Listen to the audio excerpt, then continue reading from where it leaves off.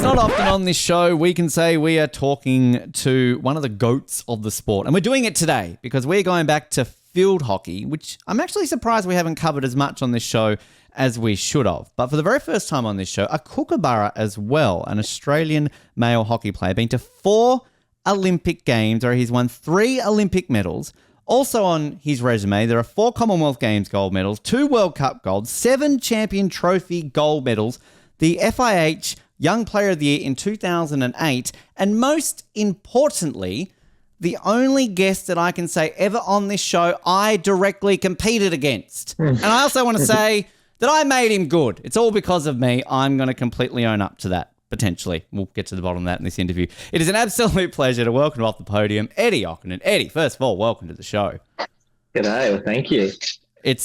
I mean, I feel like I could just keep going on with that list. That resume. I mean, there's too many to announce, Eddie. I mean, stop winning things, can you please? Make it easier for us podcast hosts. Oh, mate, yeah. Well, won't be doing that, hopefully. But, yeah, it's been... First time I've ever said not to win something. Yeah, it's a great time as a kookaburra. It's like playing hockey. I feel very fortunate to have joined a great team when I was young and a successful team, and we've managed to do a few good things along the way, which is awesome. Just a couple.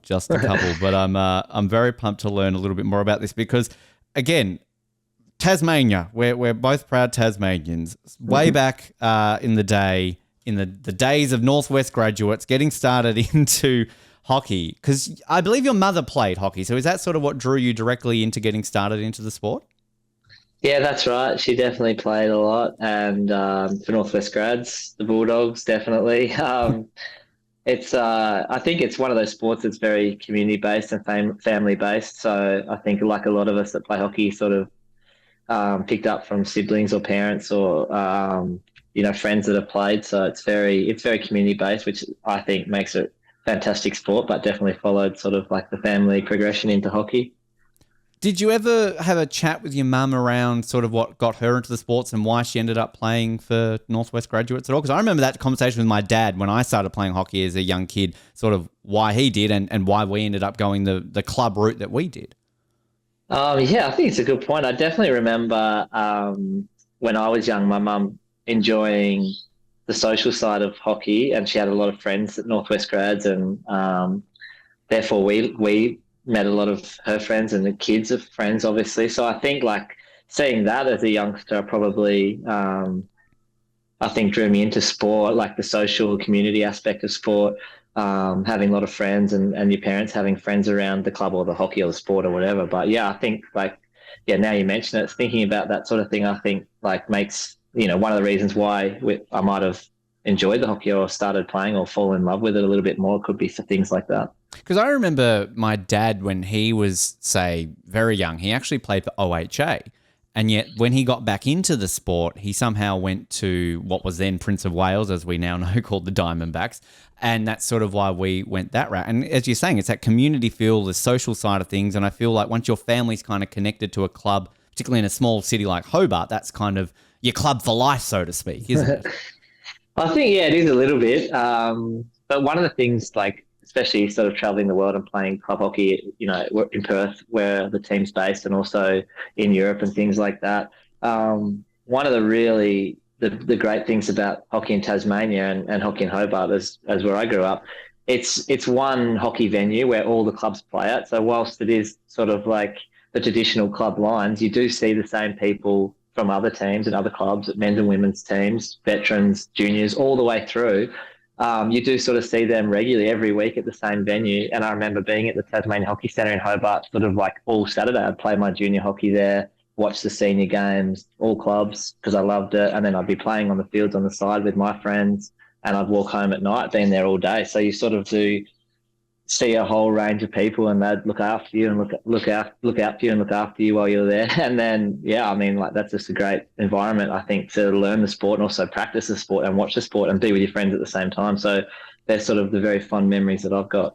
Yeah, it was, I mean, such a community. You're right, because I also remember those days where, because each club was like given kiosk duty or something, wasn't it? Where you'd volunteer like at the hockey centre, and I feel that like alternated, because I remember being given like you have to go help serve chips on the day when the A grades would play and stuff like that. Like, do you remember like that sort of sense of all that was happening as a kid as well?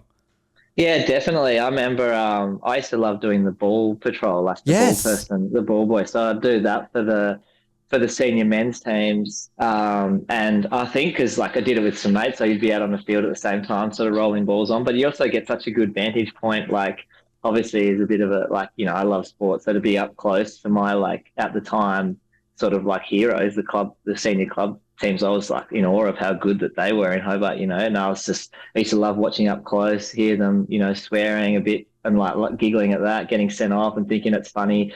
And you might earn $2 to go buy some lollies at the canteen. I definitely remember doing that fairly often, or some hot chips. Yeah. Yeah, absolutely. Do you remember the 2001, there was a Junior Men's World Cup was there? Because I was a ball kid for that. And I remember being so excited for that and just having all those countries come to Hobart for what, I mean, I would assume is maybe the biggest international sort of hockey event we've ever had in the city.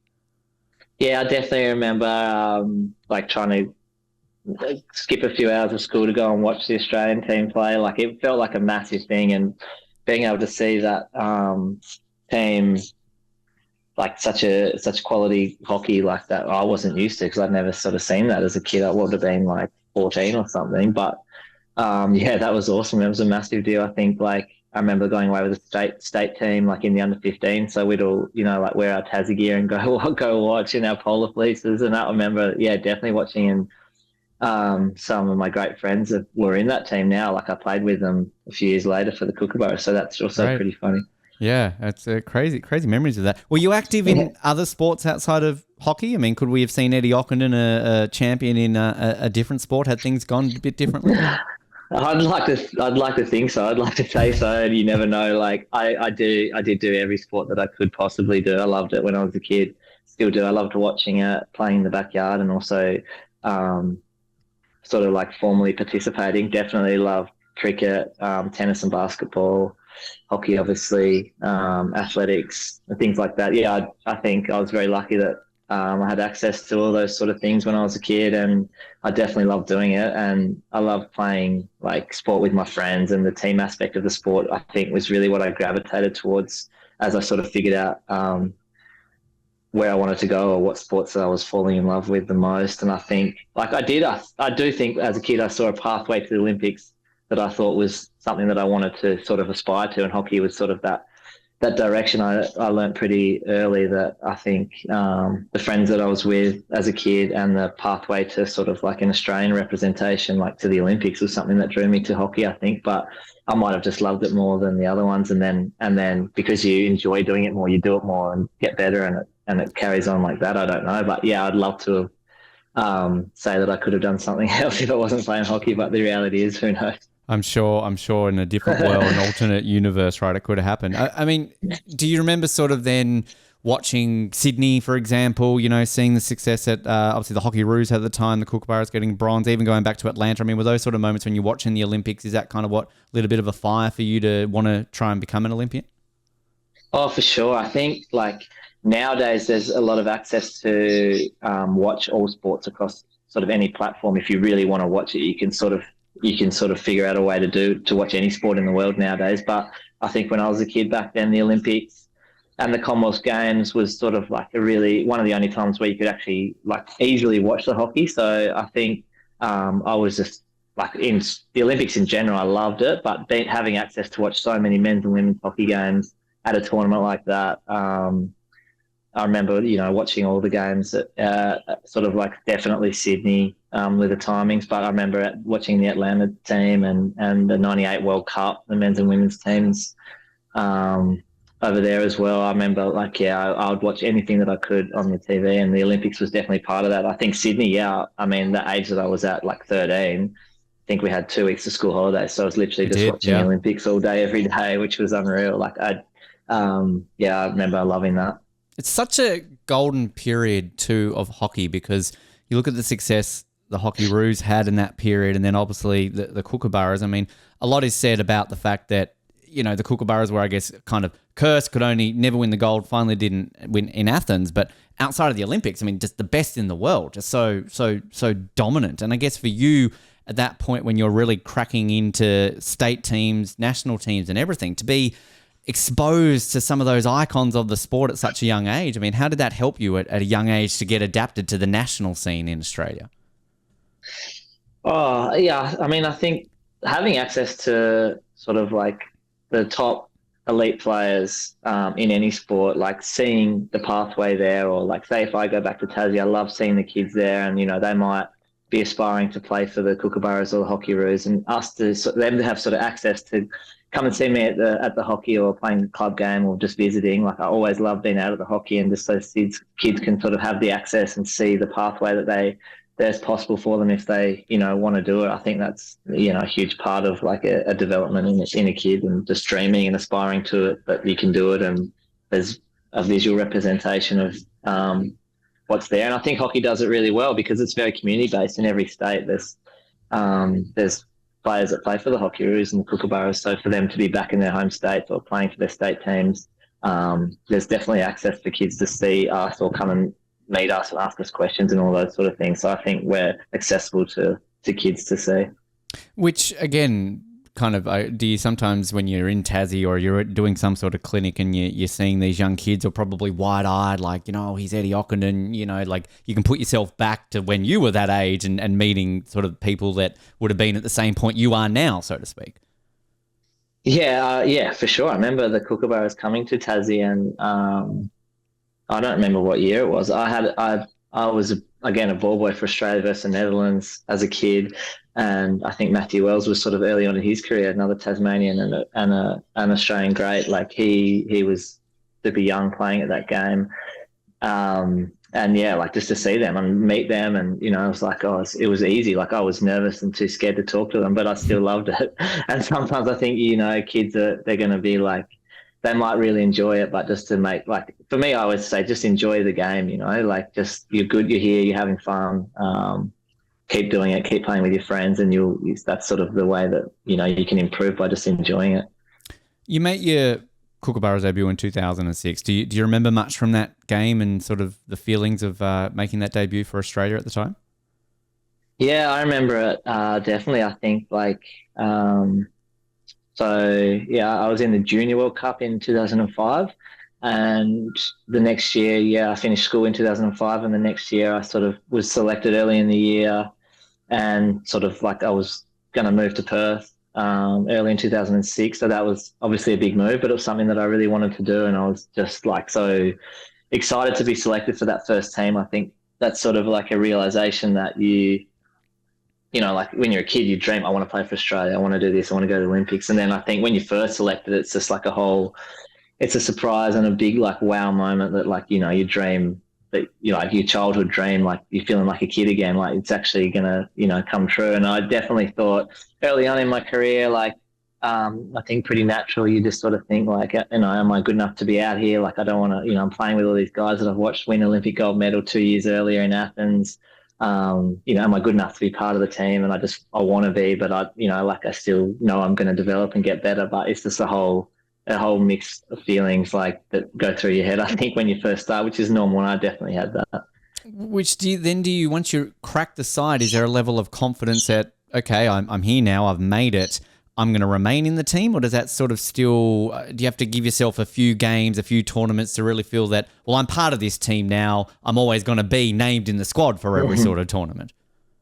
Yeah, I mean, like I think you should have that belief. I think I always sort of thought I was good enough. I did believe in myself, but you do have to give yourself a bit of time and realize that you just got to be hungry to improve and I guess learn how to be part of the team and what makes the team so good. What are the best guys doing? How can I do that? You sort of like, you want to be in a hurry to get a lot better, but you don't want to rush it too much because it does take a bit of time. And like once you sort of figure it out, then you can.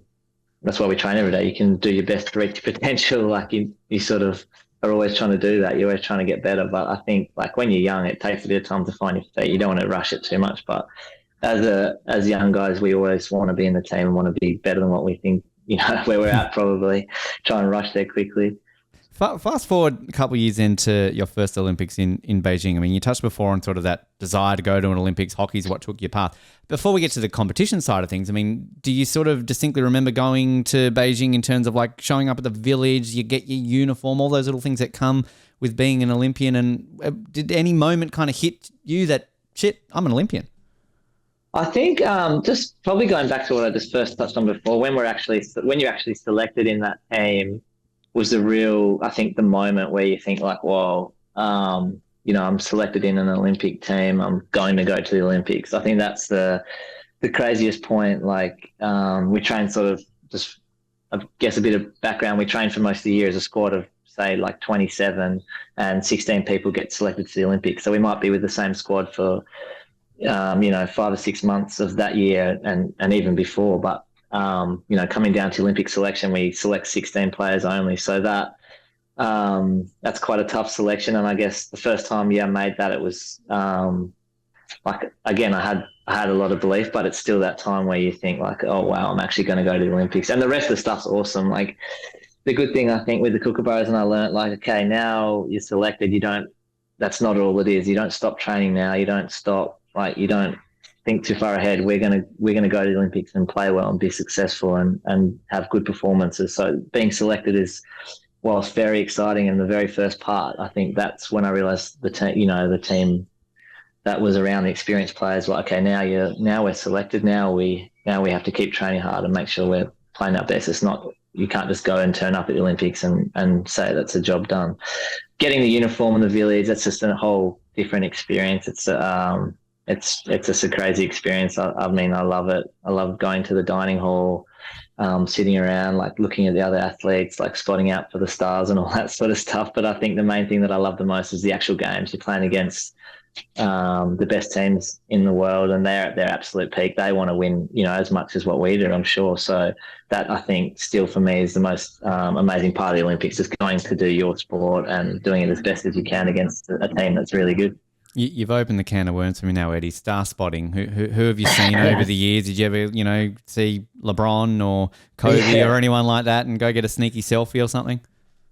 Oh no, definitely. I think like, one year I was never wanting to sort of like hassle those stars or like I remember I think it was in Beijing. I remember Rafa and maybe like Federer were there, and they, I think, came into the dining hall, and all of a sudden there's so many people around them, and like you just think like, wow, what a life they must have. They're in an Olympic village with athletes like at the Olympics, and they're just completely like mobbed by hundreds of people there, and I'm just, that's why I didn't want to bother them too much. I'm just it's just like a whole nother world of sort of like superstardom, I guess, when athletes at their Olympics, they're the best in the world at what they do, that they're sort of like really admiring the superstars. It's pretty funny. Which, do people come up to you then? Like, I mean, you're Eddie Ockenden, your field hockey's, Rafa, and like, I mean, surely there are people coming up to you doing that. Look, I think I wouldn't. No, definitely not. I wouldn't change it for anything. Like there's often that conversation you have about hockey. Like it's not. It's more of an amateur sport. I guess people see it as like, the money's not there and all that sort of thing. But I wouldn't change it for anything. Like just, I guess, for that little snapshot you see, or other sports in Australia even. Like, I mean, it must be a hard life that you can't go and just do whatever you want to do. So no, they haven't done that. I wouldn't change it.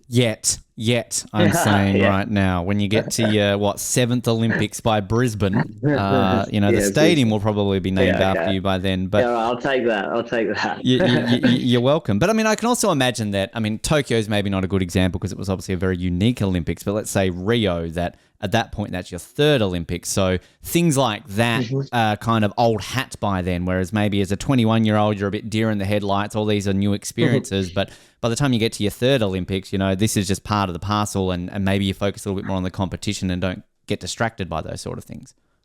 Oh, I think it definitely can happen. And I remember like even back in Beijing, it was an experienced team, so a lot of guys had been to the Olympics, but and I was very inquisitive. I wanted to know, what it's like and what this. I want to hear all the stories from the guys, but there is sort of like a fair bit of discussion about, like distractions and what we need to focus on. We still want to enjoy it and have a good time, but are you going to enjoy it more if you're off doing whatever you want in the Olympics, or are you going to enjoy it more if you're performing well and you're successful at the end? Like, I think if you do well and you have good performances, you're going to look back pretty fondly on the Olympics, sort of no matter what. Like, you'll find joy from all the other stuff. Like, and Tokyo, I think, is a good example. Like, we were very sort of conscious about COVID and that sort of thing. So we would just, hang around in our rooms a little bit more than maybe what we did before. And I think like now, because we sort of played pretty well, you look back on it as like a very good time. So I don't know which one's which, but early on I learned like you go to the Olympics, like your performance is number one. The other stuff is awesome, but you want to make sure that like your hockey's as good as you can be. So do everything you can. Like you train your whole life for this. So when you're there, do everything you can for your performance.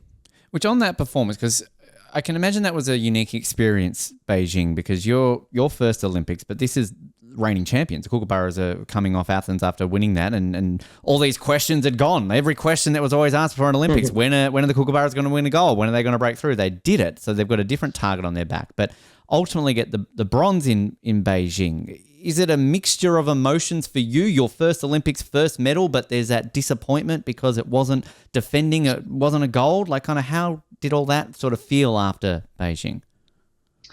Yeah, I mean, like the whole range of emotions. It's like a difficult time after a big event like the Olympics, how to, process and how to deal with all that stuff. And it can be tricky. But I remember after Beijing, like winning the bronze medal, it gives you some sort of success that you can hold on to like tangibly as well. You actually get to receive a medal, which is amazing. Like that's a very special thing. But also having sort of great disappointment about, I guess, not having a crack at the gold medal game, like making the final. I think losing a semi-final where you just think, I didn't even, get the opportunity to go and perform in that last game on the last day. So I think, yeah, like it's a mixed emotion thing where it's an amazing thing, and a bronze medal is fantastic, but didn't quite get the chance with a great team to go and sort of prove ourselves in that final game. So it's a different kind of feeling. It's hard to explain, but yeah, definitely. I remember being pretty disappointed at about losing semi-finals. Like I'll get onto it later, maybe in London as well. That's sort of a similar sort of feeling. Because it's always that unique aspect I love hearing from our guests on this show when it comes to losing a semi-final and then having to play for bronze, because I've always viewed it as you're almost hungrier to win a bronze than you would be for a gold, if that makes... Because, like, at least in a gold medal match, you're going to come away with a medal. Of course you want gold, but if you lose, you've still got a silver. Yeah. Do you find kind of comparing your two Olympics where you've come away with the bronze versus Tokyo, and again, we'll touch on them individually, but do you find in hindsight that maybe you were hungrier to win the bronze in Beijing and London than you were to win the gold? That's a weird question because you want the gold, of course. It's a strange dynamic for sure. Like you could look at a Olympic, like say hockey, for example, like the podium at the Olympics. Like you probably see the happier teams are the gold medal and the bronze medal teams because they're the teams that have actually won on that day. Like, and I just think like, yeah, I'm not sure mentally the difference, between the games, but I think like losing the bronze medal game, you sort of don't, you don't have anything. So that's probably a pretty tough one coming forth. You're close, but you don't. You get a certificate, don't you? Don't you get don't top seven get a certificate or something at the Olympics? You get a whole bunch of stuff, but you don't get a medal. But yeah, I don't know. Like I think at least in Tokyo, and I know we'll get to it. I guess like having performed and I guess been happy with your performance up until that point and still performing well in the final, whilst disappointing, it's probably a much better feeling than, in my opinion, losing a semi-final, not getting a crack at it. So I think like at the time, losing a gold medal match and coming and getting a silver medal is very disappointing on that day and that time, but there's, I guess, moments that you can sort of like reflect pretty positively on. Look, I've never been to an Olympics, Eddie, and I was going to touch on this a little bit more at the end before we get to our questions, and we'll circle back, don't worry, because I like to make it about me. But I remember one memory from my very brief junior hockey career, and this game might have even been against you. It was, the one year I think Prince of Wales made a final, under 13s, under 14s, one of these years. It was against Northwest. I think it was Northwest 1 maybe, I don't know. And I remember like I think you guys had not lost all year. and we put it up to you, and we only ended up losing like 1 or 2-0. Like, we were pretty impressed that we got to the semi and we put it up to you guys that much. I was goalie. I was to blame for the goals. But I remember losing that match and being devastated because I just wanted to make a final. And again, comparing it to the Olympics is a little bit different as like a 13-year-old, but I really felt devastated at that moment. I remember crying in the car on the way home and like didn't even make a final. So I get that kind of desire for that. And I guess that probably doesn't really change a lot when you're a junior to an Olympics. Help me out here, Eddie. I'm trying to make this feel the same. You're probably spot on. Like, I think if you perform poorly and you're disappointed with your actual performance, that can be pretty tough to take, like for a number of reasons. Like at the Olympics, you could be sort of like overwhelmed, or you could be too nervous, or you feel like your mindset's not right, and those sort of things. I guess if you don't feel like you've done everything that you possibly could, but you've lost, like that's disappointing, because if you perform at your best, you put everything and like you're happy with your performance and you've done well and you still lose, like they're the things that you sort of can't really control. I guess it's kind of easier to accept that you did everything that you possibly could. You felt like you performed well and you've still lost. Like, what can you do about that? Like that I think kind of helps a little bit. Absolutely. Fast forward to London. I mean, you alluded to a little bit there again, bronze medal to Australia, falling to Germany in the semis and beating the Brits on home soil for bronze. So, I mean, sunk at Britain, let's just say that. But I mean, how you sort of alluded to that one, maybe a bit more disappointing, kind of take us through sort of the emotions through London and kind of everything from those games. Oh, I just think again, we had another really good team. Like, we had a fantastic team in Beijing and had another, like a very different, but another really, really good team in London, and we'd sort of been performing pretty well in the years prior. So I guess again, like coming up against a good team that we couldn't beat on the day in the semi-final against Germany, and perhaps, I don't know, looking back on it now, I feel like we didn't perform like to our absolute best, which I think was the most disappointing thing. And I guess for a few of us, or for me, like another one where we lost the semi-final. Again, we don't get a chance at another gold medal, and it's 4 years. It's 4 years down the track that you get another chance, and that's sometimes hard to take. But like you said, we've always had pretty strong teams. We feel like we're pretty resilient, and again, coming away with the bronze medal, like it's an amazing thing in the Olympics. So there's some positives to take from that. But I think like the most disappointing thing is just not getting the crack at the gold medal, and that was something that was the most disappointing thing. I feel like the bronze medal, you can look back positively and on the era and think we did pretty well at the other things, and then that's just the reality of it. A slight positive to bring up before I get to maybe a slightly negative. That's a weird way of, previewing the questions I'm about to ask Eddie, but those Olympic medals, what do you do with them? Because we always like to find out what our medalists do with it. So you've got 3 of them. Is it just a draw? Have your parents got like the Eddie Ockenden shrine of everything you've won? Like, what do you do with them? I think I try and like sort of take some stuff back to the house so I don't have to fill my own house up. So I think they've probably got. Don't have rooms big enough for that, Eddie. there's like a few months where you're pretty relevant with a medal, so you just sort of take it wherever you want, and like people love seeing it, and I'm like, oh well, like if there's a few months where there's a buzz about an Olympics and people want to see a medal and you can brighten up their day, then I feel, like pretty happy just to carry it around and take it to the cafe where you always go and have a look at this. And it like, you sort of see the amazement of people, like in the cafe or a school or something. And that I think like is the best thing for me. And then after a few months, you sort of have to tuck it away because you're getting to be that person bringing out your old stuff. But I also like going to the schools and showing. I remember doing that in Tassie a lot, like to kids and like an assembly or something, you just like you see the teachers and the principals or whatever. They're like, I'm like, just pass around the whole, like just let everyone pass around, touch it, and they're like, oh, no, someone's gonna break it, someone's gonna drop it. You're from honestly, Friends though. They're good students, aren't they?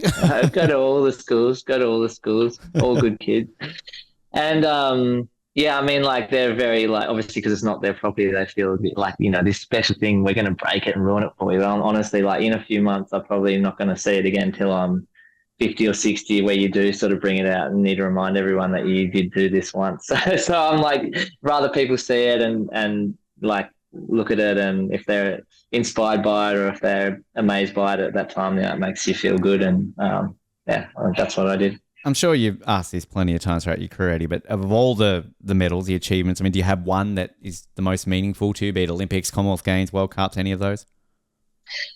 Oh, yeah, I mean, that's difficult, I think. Probably winning the World Cups, which I guess for people that don't follow hockey, it's a hockey event every 4 years, like the Football World Cup.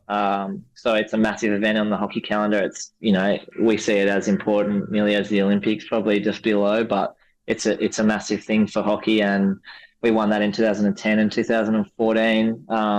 2010, we hadn't won it for a long time. That was really special. And then in 2014, I guess bouncing back from a bit of disappointment at the London Olympics with a very similar team, we took through and made some changes, and we beat the Dutch in the Netherlands in the Hague 6-1 in the final with a huge. They put a hockey field in a soccer stadium, so a huge Dutch crowd. That was a special day, and I think definitely going to Olympics, being selected and going to Olympics, like above all, that's I think like something that's really special, and I've loved it. I guess Tokyo.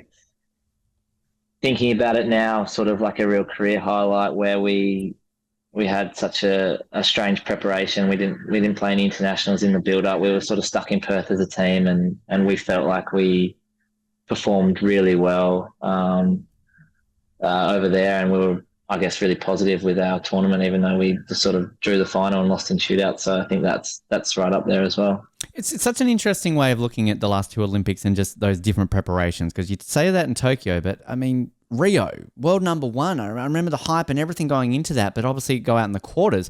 And the weird thing about Rio, it wasn't just the Kookaburras. Every single Australian team at those Olympics seemed to go out at the quarterfinals. I think besides the Boomers who lost the bronze game, I'm pretty sure that none of our teams in basketball, hockey, water polo, any of them made it past. It was this weird Rio curse, which I don't know. I mean, like Rio was that particularly not even getting to the medal rounds? Was that the hardest one to swallow of all the Olympics? Oh, I mean, yeah, probably. I mean, like we just didn't perform well, even in the sort of pool stages. We'd lost a couple of games. There were some games we didn't score goals, which is very unusual for sort of like for the Kookaburras. I guess, yeah, it's disappointing that we couldn't go over there and perform well. We performed poorly. So I think that's really disappointing at the end of the day. Like you think, well, we thought we were, pretty good, but we weren't close. So, and that was the first, I think that was the first Olympics with quarterfinals. Before that, it was just pulled straight into the semi. So that was really difficult to make a semi-final in those pools. But with the quarters, and even now, even in Tokyo, what we played the Dutch again in the quarters in Tokyo. So like nowadays in hockey and in men's and women's hockey, but I'll speak about men's hockey, there's so many good teams, and you can't control who you're going to play in a quarterfinal. So there's every chance you get to a quarterfinal Olympics, you're going to play a very good team. They're going to be training just like we are for the Olympics for most of the year. They're going to have competition for spots in their squad, and they want to win as much as what we do, presumably. So that's, I guess, the preparation that we need. We're going to come up against a really good, strong opposition in a quarterfinal at some point, and we have to be better than them on that day, and we have to perform well to do that. So I think that's sort of how our preparation, our training is sort of tailored to. But yeah, Rio was disappointing because we just probably didn't perform well. Well, it's a strength of hockey, because you're right, like so many extra nations. I mean, Belgium winning the gold in Tokyo. I mean, they've obviously risen quite highly to get to that level. And then looking at who you guys will be up against in Paris. I mean, in that group stage alone, you've got Belgium, you've got India, you've got Argentina. It's sort of, you've got to come up against these teams, early on. So you've experienced this rise of some of these nations, and I guess for the strength of the sport, it's just going from strength to strength. Yeah, I think it is really good for hockey. I think there's a lot of strong teams, a lot of strong countries. It's fairly even now, maybe with the access to analysis and all that sort of thing, the teams are I think fairly even nowadays. So every game is very tough, and like you mentioned, every pool game at the Olympics will be difficult against good opposition, which is great for the sport. It's also I think really good for us as a team to go there and play good teams and tough competition all the way through. You want to sort of take a lot of good momentum and some good performances through to to the pool games and hopefully make the quarters and continue on from there. So you want to be in good form and playing well against good teams. And I think if you sort of do that, you'll have good belief within your team and you'll know that your best is good enough. So you just have to go out and put your best out there. Before I talk a little bit more on Tokyo, one thing I want to find out from you, you started off as a forward, shifted to the midfield, and now predominantly playing defence. What was sort of the idea? Was it just a natural progression, or was there something more to it than sort of changing positions? Oh, I don't know, really. I remember as a kid sort of learning all the skills, and hockey's a great game in where you're sort of always around the ball anyway, but you still do get specialised positions. And I remember, I remember playing a whole variety of positions and learning all the skills as a kid. I liked to know like how every position thought or saw the game or the skills that was needed to succeed in all the positions. So I did practice a whole range of skills, which I think helped me. And then, definitely started as a striker. I think that was a natural progression for me to go into the midfield. So predominantly throughout my career, I played in the midfield and in the last 4 or 5 years, I've played more defence and a little bit of attacking defender. But I think having the variety in my game and having the defensive skills in my game, which I'd practiced from a sort of young age, and even when I was a striker, I was always interested in defensive skills as a striker. So I think being able to take them into my game and being able to transition to a defender, like sort of having the skills and the background practice, I think helped me a lot. But it also helps you, I think, play with variety and being able to change positions is an asset. So I sort of feel like it's pretty cool that I've been able to sort of play across all the positions. I'm pretty proud of that. Did you ever put on the pads, try out goalie at all? No, I remember when I was sort of a real little kid, we used to sort of rotate with the pads on. I did sort of like doing it in the backyard, if I'm honest, like getting the gloves or you get to dive around and it's only a tennis ball though, so something like that's pretty fun until it gets too serious, and then when it gets tough. But goalies do say, you probably agree, like they sort of say, well, I'm the only smart one here because I'm wearing pads. Like you guys are running around without anything. So who's the smart one now? Yeah, look, I think a lot of people, if they're listening or watching this, don't know much about field hockey and how hard those balls are. They are harder than you think. And I remember because I basically became goalie because I think it was 2 games into my second year at Wales. We didn't have a goalie. We were getting beaten like 20-0 every game. So it's like, oh, Ben, your dad's goalie, you be goalie. We lost 15-0 that game, but I still got 3 votes best on ground, go figure. But it was a need. But I remember playing a field game not long after, and I think I was off injured within 2 minutes because I got smacked in the ankle with the ball thinking I'm a goalie, and my leg was gone. So, yeah, it hurts. Give me the pads back. Exactly. Give the pads back. I mean, Tokyo, again, you touch on a bit of sort of, where you're at now with everything. I mean, the one thing I remember vividly, though, about that ride for the Kookaburras is the joy of that penalty shootout in the quarters and getting to that gold medal match. It was a Thursday night, if I'm not mistaken, and of course, prime time in Australia. The build-up to this game. I mean, I remember the Hockeyroos winning gold in Sydney, and I remember how big of a deal that was. That was a Friday night, if I'm not mistaken. But I've never, I think, witnessed an excitement for a hockey game in this country ever outside of those Tokyo Olympics. Were you getting much of that over on the ground in Tokyo? Were you getting a sense of how big of a deal this was for the country that night, that we were all glued to this one game? I think a little bit, probably not specifically towards the hockey. I think maybe the games in general, I think like we're not sort of following the news or following the Olympics as what you might be in Australia. Like we can't get as much access to watching, like free-to-air TV, for example, and all those sort of things. So, yeah, I mean, I think there was a lot of groundswell. I think the time difference was sort of perfect for a lot of sports. We sort of knew that, and sort of being in COVID and, people feeling like that they were either at home watching more sport or doing more things at home, and also looking for a little bit of a connection and camaraderie or community, things like that. I sort of felt like in general in Australia we were going through that a little bit. And yeah, I mean, I guess towards the end, like there's not much sports left, and we play throughout the whole thing, and it's towards the end, the time difference is good. Certainly you sort of sense that a lot of people were watching and we we love that. We want to showcase our sport and what we do, and yeah, I think it's fantastic. We want to inspire people to play sport, go to the Olympics, play hockey if you want. It's a great game. So yeah, I think like having all those sort of things, if you do notice it, like while you're over there, it sort of helps and it makes you feel good. Yeah. Because I remember when we were covering it and sort of, I think we went on air basically just after the game itself. And we have a real Canadian contingent on this show, Eddie. We're sort of co-Canadian Australian. And a lot of the reason why we often refer to it as field hockey because we cover equally ice hockey on this show. So therefore you've got to cater that. But I mean, Colin was absolutely enamored by this sport because again, you say hockey to a Canadian, they're thinking something different. So it was even giving an eyes on that level. But it was just, I think also I remember the real fascination around that was at the time Australia had gotten the 17 gold. We were looking for that elusive 18th to crack the record. But it was really all eyes on the Kookaburras and the Boomers because the Boomers were playing for bronze, I believe, the next day or the day after. So it was a unique sort of experience. And again, you're in a bubble. So I guess you want to be not distracted by that, so to speak.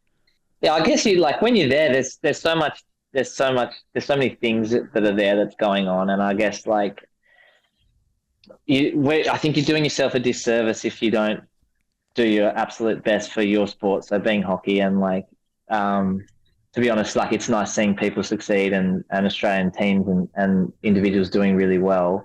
But it's like one of those things that you can't control how many gold medals Australia win or if we're the medal X or whatever that's going to win it for the team. Like, you can't really think about that too much. You just want to keep focusing on what we can do. And I guess like when you're at the Olympics, you don't notice it until after what's been going on or what's happening. Sometimes you are in a little bubble, which I think is good.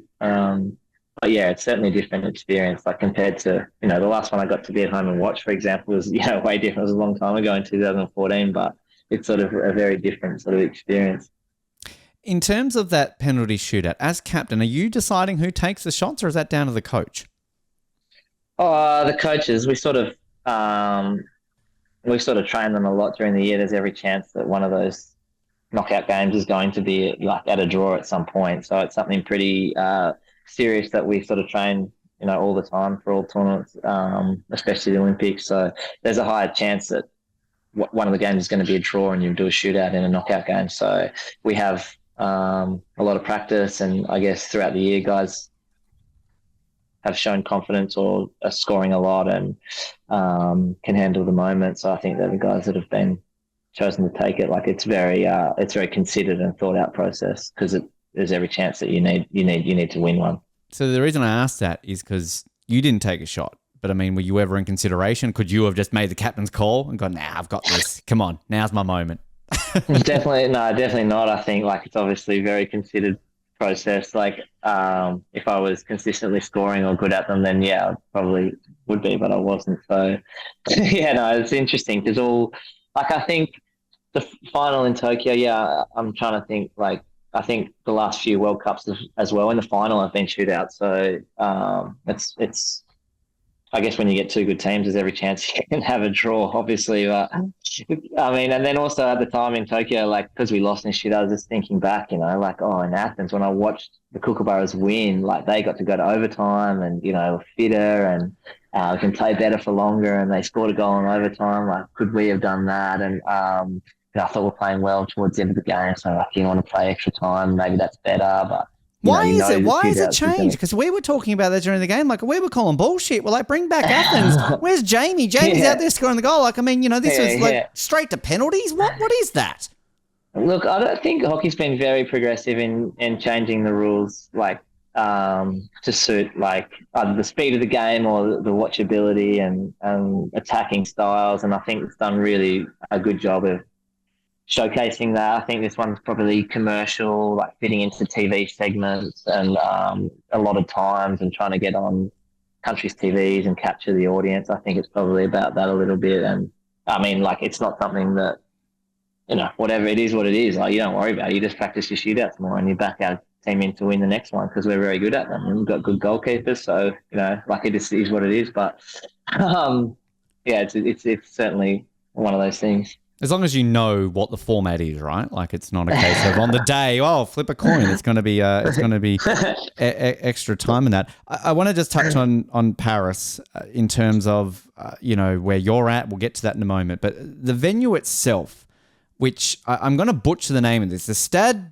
Yves des Manoirs. Sure, that's as good as Ben Mortimerworth can say it. But this was the venue that hosted the opening and closing ceremony in athletics of the Olympics 100 years ago, if you don't mind. And now this is going to be the hockey venue. Have you played there? Like, is there going to be a test event or anything that you get to kind of scope this venue out before the Olympics?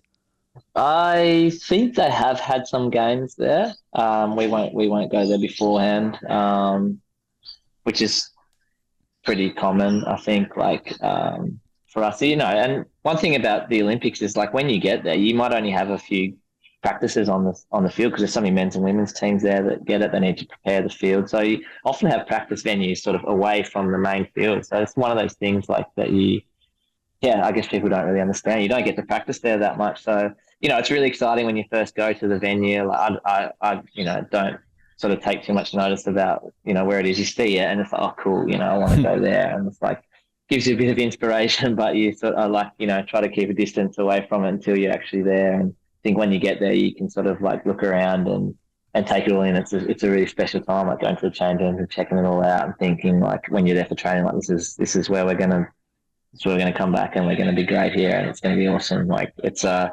venues and that sort of stuff. It's really cool. Well, I'm going to add a bit of history here for you, Eddie, that you can take this to the Kookaburras team. As I said, it held the athletics in 1924. Australia won 3 gold medals at the 1924 Olympics. One of them was in athletics. The great Nick Winter won the men's triple jump at that venue 100 years ago. So there's Australian form for gold in that venue. So just put that on the inspiration for you guys as you head out there. That's impressive. Take that for free. Take that for free. We're obviously recording this at the beginning of May, and as of now, no squad's been named, and by the time we release this, probably around about then. But just your hopes, where you're at, Eddie. I mean, we know obviously the captaincy is not going to be yours, but 5th Olympics, the potential, is it going to happen? Can you give us an insight? How are you feeling? All the goss right now on the show. Yeah, I guess that's one of those other things, like, you get asked it a lot, but it's not sort of something that's been crossing my mind. And, it's a really interesting dynamic across our team. You've got young guys trying to go to the first Olympics, some a little bit less, some 3, some 4. So it's so hard for us players. We do select a team of 16 from 27 in our squad, so it can get difficult. But the thing that you want to do is you just want to go out and help the team. You want to prove your performances are going to be good enough. You want to just be at your best and improving, and I guess, like, selection will take care of itself. You can't control it. You can't do anything about it. And it's a difficult time for the team, but I'd love to sort of be there and I'd love to help the team. And, I guess, if you do think about it, like, 5 Olympics is a lot. So it'll be something that's pretty cool, and we'll see where that goes. But, something I've been trying to perform well this year and play well for the Kookaburras and help the team. And I guess the rest will take care of itself. You're a very humble man, Eddie, and I know this next question you're not going to answer it how I'd love you to answer it, but I'm going to ask it anyway. Should you make the team, your 5th Olympics, you are in the absolute box seat to be the male flag bearer. I'm calling this right now. There's no other person that they can select, and I'm saying it's going to be you and Jess Fox walking out on that barge. I'm just calling it right now. You did it at the Commonwealth Games. What would an Olympic flag bearer mean to Eddie Ockenden should you be selected? Yeah, I mean, I don't know. It's not something I think you could prepare yourself for. You wouldn't know what it like. You could practice waving the flag, couldn't you? Yeah, I could do that. I could practice it, but I mean, like, it's just something that you don't think about it. Like, it's just not something that's conceivable, really. Like, I don't know. I mean, you don't grow up wanting to be like, I'm going to go to the Olympics to be the flag bearer. Nobody ever says that. No, of course not. I mean, like, it's not, I guess it's something that's pretty cool every time it comes around. I'm sort of interested and invested in the stories of the people that have done it and the history at the Olympics. It's special, but again, like, it's not something that you sort of think about or you can't conceive it. I'm predicting it. It's happening, Eddie. I'm saying it's anything happening. That's going to happen to you. But I mean, like, it's a hard one. It was difficult at the Com Games. You just want to go and perform well and play your sport well, and you want your hockey team to win and perform well, and you want your team sort of like in a good position to play well. And it's like, it's just something that's so abstract in your thought process and your preparation that you don't sort of understand it until something like that happens. So it's a strange one. We've got a good track record on this show, actually, of our guests going on to be flag bearers. So I'm just, putting that out there. One thing I know, I when I interviewed you for the AOC website, I touched on a little bit about the potential for fellow of your teammates to be Tasmanian, of course. We had Josh back in Tokyo, but now you've got Jack and Hayden also. Potential for 4 Tasmanians being on this team. Now, I quickly delved through, and I don't know, I didn't go deep dive into the Kookaburras history, but I did see in Beijing that there were the 3 Tassie players on the team, yourself, David Guest, and Matty Wells. So potentially for 4, which I don't know if that's ever happened before, but basically a core of the team's Tasmanian. That's great. Yeah, amazing. It's amazing. I don't think it has happened. Certainly if 4 have played together before, like in internationals, which is also amazing. I think, like, my whole career and even watching, like, there's always been sort of 2 or 3 Tasmanians in contention for the Olympic team and playing consistently for the Kookaburras, which I think is amazing. Like, sort of over 30, 40 years now we're talking. So it's very impressive. I think I find it really cool, and I love the fact that Tasmanian hockey has been able to produce Olympians and international players. I think it's awesome. So to have those guys here, and we're all sort of striving for the team, and we're also trying to make the team better. It's great to see those guys. We have that connection, and I think it's awesome. We also all really love Tassie, and we also all really want to help Tassie athletes and young kids and hockey players. So we all sort of share that, and we all sort of feel like that responsibility to promote the sport and to help out the community and all kids playing sport in Tassie. We love that, and any Tassie athlete that's sort of in the Olympics or playing internationals, we sort of follow their careers and try and chat to them and say good day when we're over the Olympics and things like that. I think it's pretty special. Through that tight community, we all know who you are. Us Tasmanians, it's always out there. Which again, I'm adding the history out there for you, Eddie. Should you, and not should you, when you win a medal in Paris, you would become the first Tasmanian male athlete to win 4 Olympic medals. You, Matty Wells, and Simon Burgess are all on 3 Olympic medals. Ariane Titmus went and won 4 in her first Olympics, if you don't mind, in Tokyo, so she did all right there. But you would become the first ever male Tasmanian to win 4 Olympic medals. Bit more history for you to strive for. Yeah, sounds good. Easy. That's that simple, right? I think it is. Yeah, it's like, I think one of the things that I feel really lucky and proud about as well. Like when you go to the Olympics as a Kookaburra, like you're in the team. We're not going there just to participate. We have every expectation in ourselves and that we can do well there. If we perform well and we we believe our best is good enough to win medals. So I think that's a nice thing to know when you're sort of heading off to such a big event. Like your best is good enough, which is very sort of comforting to know that your best is good enough. You just have to go out there and perform. And on that, again, as people keep saying to you, and I'm sure you're well aware of it, the one medal that is missing from your glittering career is that Olympic gold. I mean, what would that mean to you, Eddie, to go to Paris, come home with an Olympic gold medal? Yeah, I mean, I think it would mean everything. Like, it's something that you dream of when you're a kid. It's those sort of things. Like, if I'd have won one earlier, I still think sitting here and now, I would feel exact same way, though. I want to go and win this medal. I want to go and perform well. I want to do this. I want to do that. I don't think I can't say that for sure because I haven't won a gold medal, like you said. But if I'd had one already, if we'd won one in an earlier Olympics, I still think I'd be feeling exactly the same way now.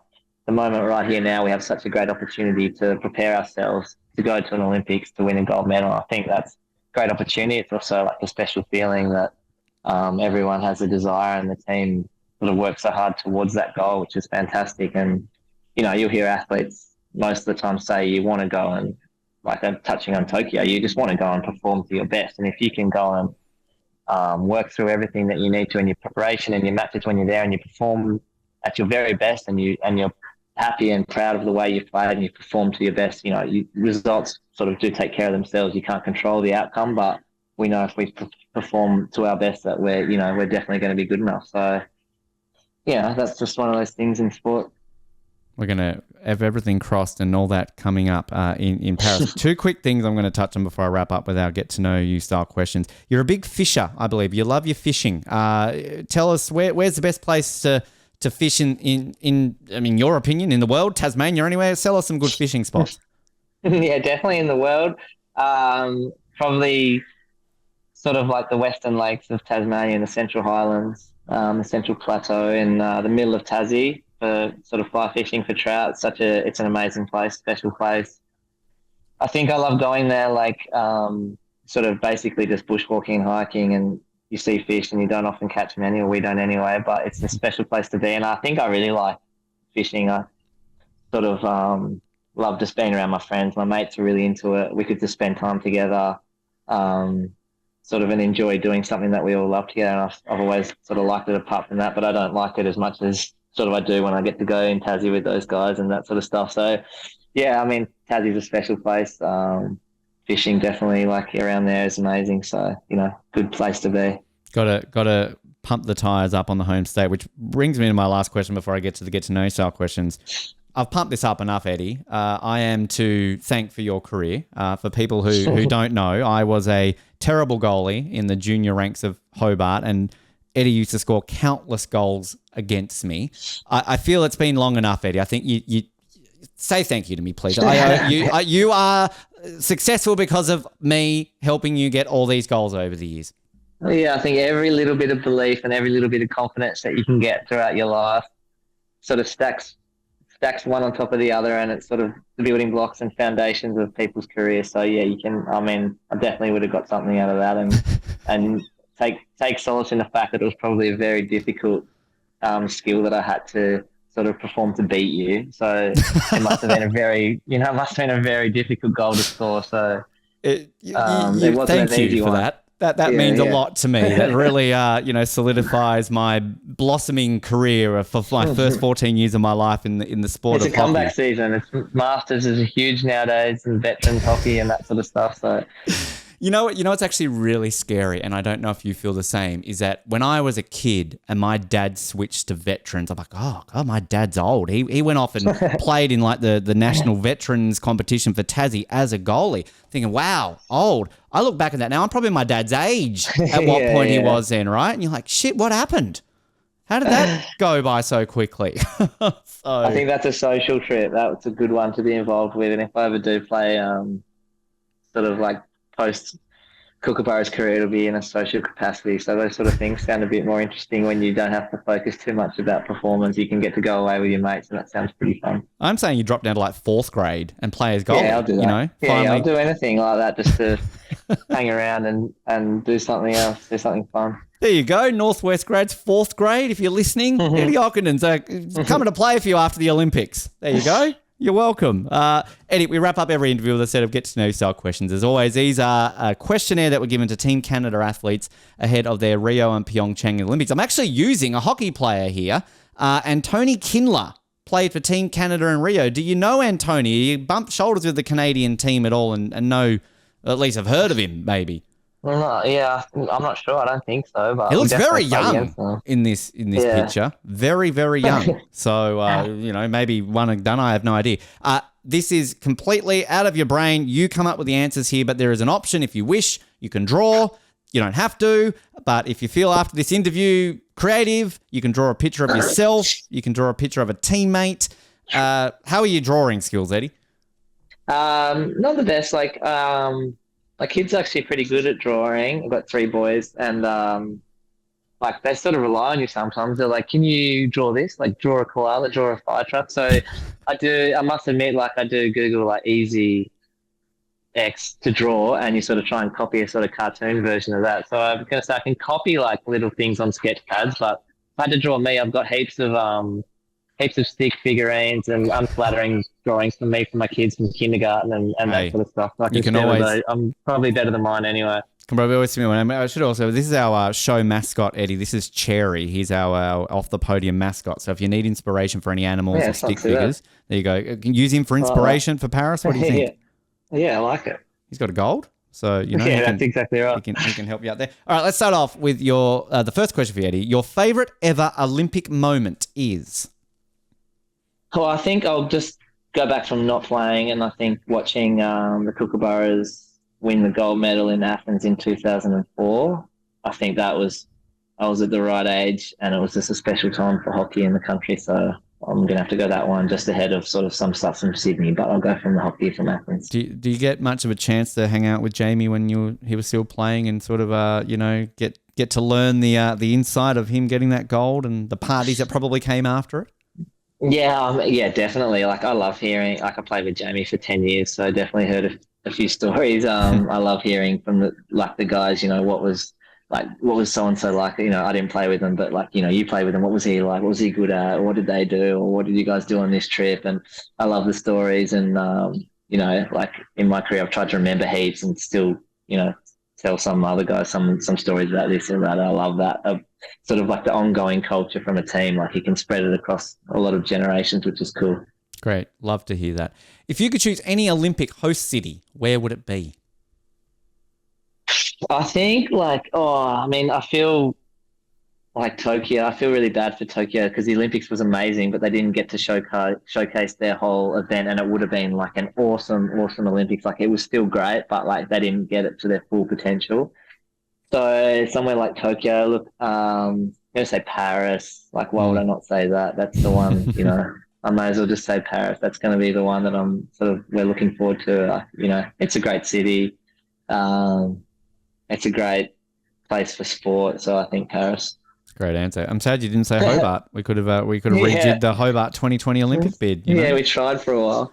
Dig it up. In your spare time, I mean, you might have answered this with the fishing. I mean, add something else to this. In your spare time, what do you most like to do?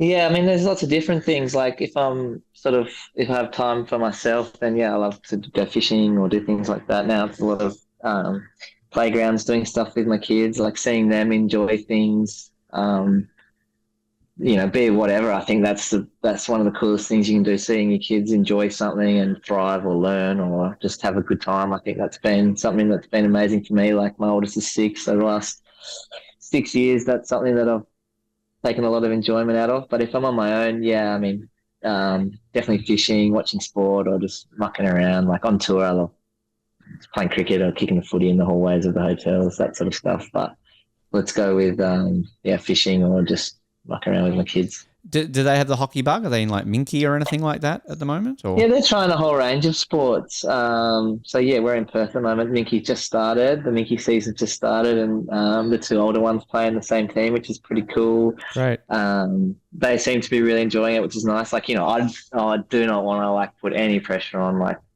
as you can imagine, I don't want them to have to be forced to play or like coach them or anything like that, but seeing them sort of like they've come to watch us train and they've seen me play for Australia and that sort of thing is like amazing. They're obviously going to just pick up on that and see that they enjoy it, and seeing them naturally like it and sort of evolve into like little hockey players has been pretty fun. They definitely like it.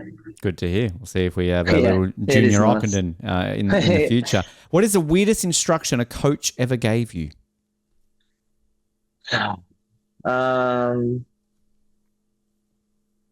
I remember when I was really little, like my mum always used to sort of tell me like, pass the ball, like, you know, don't keep the ball. And like, I guess she obviously saw I was talented and she didn't want me to sort of grow up hogging the ball or anything like that. So it's not a weird instruction. I remember like some of my actual junior coaches were like, would also be grabbing me and like saying, you know, come on, like go win the game for us. Like go score a goal, go do this. Such conflicting instructions. Two different coaches. Two different conflicting instructions going on there. Wow. But I don't know, like touching, I mean, that's why I love sort of touching back on that. I think it's instilled in me, but I love seeing my teammates succeed and like seeing improvement and desire from my teammates and seeing them like get satisfaction about their performance. I love that about team sports. So I think that's maybe been instilled into me. Fascinating answer. I love that. You listen to your mum or your coach? What do you go with? Your favourite sandwich is? All right. I think recency bias, I'm going to go with like a banh mi or something like that, if that counts. Okay, yeah. Otherwise, like I do love American barbecue, so maybe just like a really simple, like smash burger that counts as a sandwich. They call them sandwiches in America. Yeah. Like a smash burger or like a brisket sandwich or something like that. Yeah, one of those two. I dug through your Instagram. I saw a couple of years back you did a bit of a trip. You got to Salt Lake City, got to hang out with Joe Ingles, the Jazz, all that sort of stuff. Did you get much to the South and try a lot of some of the Southern cooking at all? No, I didn't. Like that was also pre my barbecuing stage, so I didn't cater towards that. I was actually living in Amsterdam playing hockey at the time for a club there, and I just flew across, and it was exclusively sport trip to America. So I was on my own. My partner was pregnant at the time with our first, and she was really sick. We're planning on going together, and like she couldn't come, so she stayed with her parents there. And I then just sort of like changed a few things around, and I think I went to like 6 NFL games. Wow. Like 3 or 4 NBA games and some ice hockey in New York, and it was like an exclusively sports trip in the end because I was on my own. But yeah, that was pretty interesting. Do you, I was going to actually just touch on, we'd brought up ice hockey before, but I mean, do you have an NHL team or do you sort of look at, say, now that Salt Lake's about to get a team, you can maybe jump on at the beginning or something like that? I think, like, no, I don't really have any sports teams like in American sport. I think out of all the American sports, NFL is like by far my favorite. And again, like, don't really have a favorite. You were hanging out with the Jaguars a few years ago. Well, my friend was working there, and I went straight there to him and got to watch a game, and that was like such an awesome experience. So yeah, I could say that team. But it's actually nice being able to sit back and watch all the teams and not be affiliated. Like sometimes when I'm watching footy like AFL, you just like get too caught up in your own team, and the results like matter too much to you, and you become too fanatical, and you just think, oh, like what am I doing? Like I'm too old for that now. Yeah. It's nice to take a back seat and not worry too much about it and just enjoy the sport. Which actually, the next question is, as a kid, your favourite sports team was, which you're a Geelong fan, are you not? Yeah, definitely a big Geelong fan. So as a kid, I think like my favourite teams, maybe like some Australian teams. I don't know, it doesn't really count in like the codes and stuff, but definitely Geelong, probably like Tasmanian teams, but like Australian cricket team. You love cricket as a kid. Ricky Ponting, obviously, so I followed his career. And it's law on this show as a Tasmanian. We've got to mention Ricky Ponting at least once in it. And David Boone. We just have to mention him. Yeah, absolutely. So I think maybe like definitely Geelong and sort of like the Australian cricket team or the Tasmanian cricket team. How are you going to go? Because, like, I mean, all us AFL fans from Tasmania have this confliction now, don't we, about the Devils? Like, how are you going to find that in about 5 years' time when the Devils run out for the first time? Are you going to stick with the Cats or switch or just go for both? Oh, it's like something that people like you and I think we don't really know about yet. But how I picture it going is I think like I'll have a natural affiliation straight to the Tassie team. I'll support them. Of course I will. And I think like I'll always sort of like support Geelong, but I can see it happening. Like it'll just sort of shift quite quickly towards the Tassie team, and I'll sort of like always support Geelong until maybe I don't anymore. Who knows? But I think like I'll be jumping pretty quickly across to the Tassie team. I don't sort of mind saying that, and like I guess I'll have 2 teams for as long as I do or whatever. I don't know. I think most of my friends and sort of like sort of my generation or even older people, I think they sort of feel like that. They'll definitely support the team, and I think a lot of people have 2 teams straight away. Like no worries. It's that case where you've been through so much pain with your current team that it's just you can't. Like I'm a Carlton supporter already, and I mean it's just kind of I at least remember us winning a premiership when I was 8. But you could be in your peak. You could be in your peak by then. It might be like what do I do? Know, maybe also like as a Geelong supporter, I'm just like as a kid. Obviously, I was in your position. Like what like losing grand finals and not being now there. You're spoiled for choice. You win too many. Well, now I think I've just got to witness and watch 10 plus years of like just having a brilliant team and winning grand finals. So it's like, well, I'm just completely content in my fandom. Like I said, I can easily, I don't have to be too fanatical. I like to just enjoy the sport a bit more and not worry too much, which is nice. Like I think it's a good space to be in for me. I like just to watch all the games and not care too much. I don't do fantasy anymore just because it just sort of like gets in your head too much. You get too interested in it. I just like to watch the games for what they are. I was going to mention just on that though, the jack jumpers. At least we can jump on them pretty quickly. And they snapped you at a game. I think it was in the finals, wasn't they? They were posting out a celeb scene at the game, and you were there with a bunch of the teammates in Perth. And there you go. Yeah, well, we went as all the Tassie guys that were in Perth. We went to watch the game, jack jumpers in the Wildcats playoff game, which was an awesome experience. We all obviously got together and had a dinner and went along to be the minority in the crowd over here, which was nice. Yeah, got to shut those Perth fans up. They're quite rabid there, aren't they, in Perth? A little bit. Supporters. Last one I'll ask you, Eddie. If you could have lunch with any one person, dead or alive, who would it be? Oh, jeez. I'm like obviously going to choose someone that like makes me sound like intellectual and smart. Like that. I don't know. Like I think someone sort of like really interesting. I'm going to say sport because I think like this Michael Jordan, someone like that, like Yeah. can imagine the stories and like some of the things that the Bulls were doing at that time. I think would be pretty interesting to learn about, and you might need someone else there to sort of like um, bring MJ down to earth, like see which was fact or fiction a little bit, like Bring to Scotty. learn what actually Bring happened. Scotty Yeah. along. Yeah. I'll Just bring yeah. I Horace don't know. Grant. I think Dennis Rodman. yeah. There you go. You know, Someone like that. I think but that would be pretty interesting, wouldn't it? Like that would be pretty cool. it would be amazing. Yeah, I'm sure. sure Used to any like academics and things like world leaders and things like that. Sports. I think people probably understand that where you come from. Eddie, before we let you go, people want to follow the journey, Paris, beyond, social media, anything along those lines. Where can people stay up to date with you? Yeah, go social media. Like on my Instagram, I try to post, like not at all, but like if I am, I'm trying to like post fishing photos and walking my dog, like that sort of stuff. Always looking for sort of like fishing sponsors. So I always try and post my catches. Sponsor Eddie, come on, what's going on? Why do you not have a How do you not? How does Eddie Ockenden not have a fishing sponsor? Yeah, that's sort of what I'm after. So come on, why I sort of tailor my Instagram towards fishing. And, well, I'm saying right now, is it Shimano? We were the big fishing companies. No, sponsor Eddie. I'm not going to mention anyone. I don't want to. Keep it open. I won't be picky. Yeah, anybody with a reel or something like that. I think just like if anyone is interested in the sport, like reach out to a hockey player. You'll know someone who knows someone, and like so many people that come down. You watch TV. It's a good TV sport, but it can be a little bit difficult, I think, to learn everything. When people come to watch a game, a club game, anything like in person, they just think, "Wow, this game is so fast.